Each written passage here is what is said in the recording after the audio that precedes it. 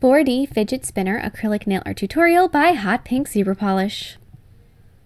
Hi everyone, in today's video I'm going to be showing you this really kind of in the trending moment fidget spinner nail. And fidget spinners are everywhere right now. So many people have them or want them, and there's all kinds of DIY videos out there, so obviously I had to make one on a nail.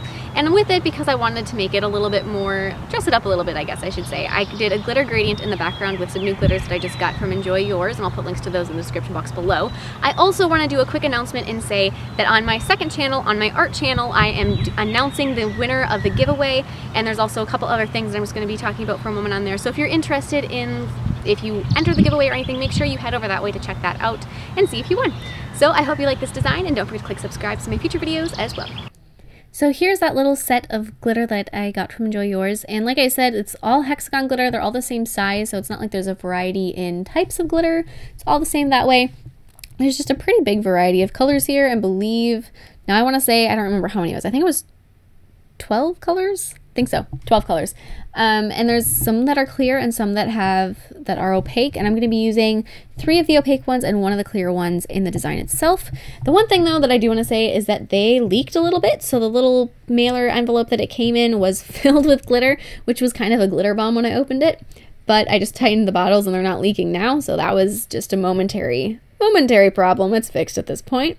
So now to create my glitter gradient in the background of the nail, I'm going to take I don't want to call it a wet bead of clear acrylic because it's not really wet, but it's a little bit on the softer side, and then I'm going to be dipping that into the colors of glitter. So I first started with the pink color at the cuticle, and then I'm going to be just kind of fading that down, and then I'm going to go through and I'm going to be adding the purple, and then at the tip I'm going to be filling that in with the blue.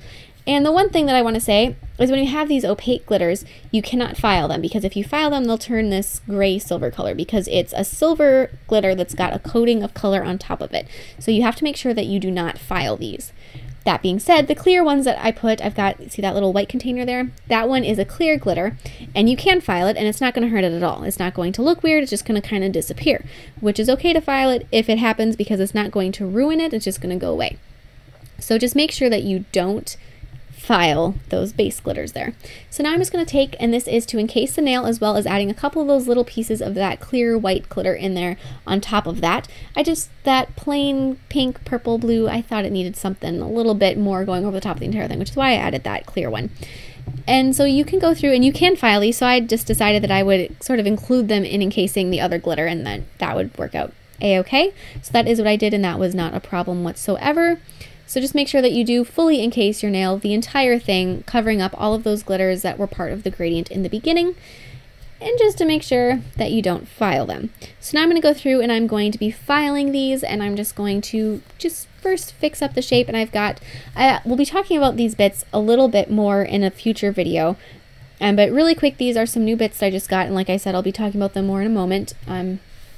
In probably the next, I don't want to say the next video. I think the next video I'll be going over those. So I'm just going over one that's got it's fairly, I'm going to call it beastly. It's fairly beastly. So just take that one and just get rid of any of the bulk. And then this one has a lot finer, it's a lot smoother, and just smooth out the shape in general. Both of those bits are doing a fantastic job of what I wanted them for. And then this next one is just teeny tiny, and I'm going to create a hole in the center of the nail. Make sure that this hole is past your nail bed so that you're not going to puncture yourself. And then after you have that hole in there, try to get as close to the center as you can. Apply a layer of gel sealer over the top of the entire nail, not filling in that hole that you just created. And after you have that done, then go ahead and cure that. And now we're going to be making the actual spinner.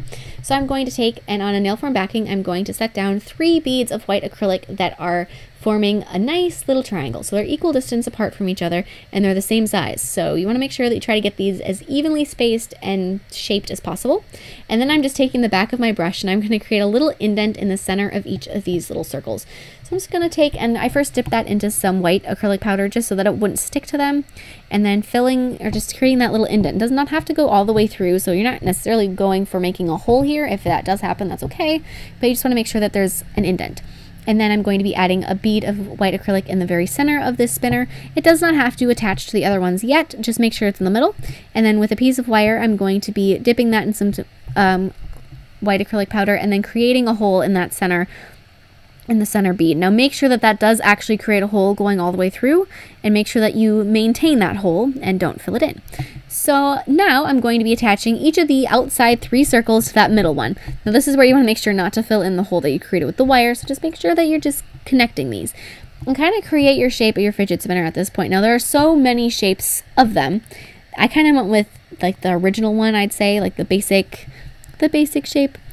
This shape does work really well for spinning on a nail because you can do it easy, I guess. So then after that's set and you take it off the nail form backing, flip it over, and I just have some poster putty on my brush cap,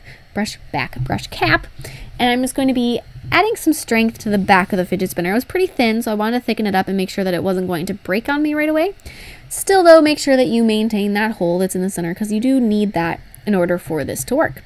After you have that and that's all dry, go ahead and flip that over so you're working on the front of it again, and add a layer of some gel top coat, no wipe gel top coat, and then I cured it for 15 seconds, and then I'm going to be burnishing in some hollow powder onto it. Now the reason I cured it for 15 seconds is I find if it's cured any longer than that in my LED light that the holographic powder does not stick. So curing it for 15 seconds works out really, really well for me. You might have to play with it. It might depend on the brand of powder, the brand of top coat, and your light. There's all these different variables. After that's on there, apply some gel sealer over the top of the entire thing except for the hole. You want to make sure that that stays there. But fill in those little indents, and then within the indents, before you cure the gel sealer, add 3 blue rhinestones. And the reason I created the indents in the beginning is because I knew that my rhinestones have this pointy back, and I want to make sure that they could sit in there and not like tip over. And then apply some gel sealer over the back of your fidget spinner, cure that again, and now I'm going to be gluing a wire post inside the hole in the nail. So just put some nail glue on there, hold that in the hole, try to keep it as upright as possible, and hold it until it sets. As you can see, I keep thinking it's going to be set, and then it isn't. There we go. After it's set, go ahead and you can let go of it, and then fill in any of the remaining space around the wire with some clear acrylic, just to make sure that it's not going to suddenly fall off, because that would be very disappointing.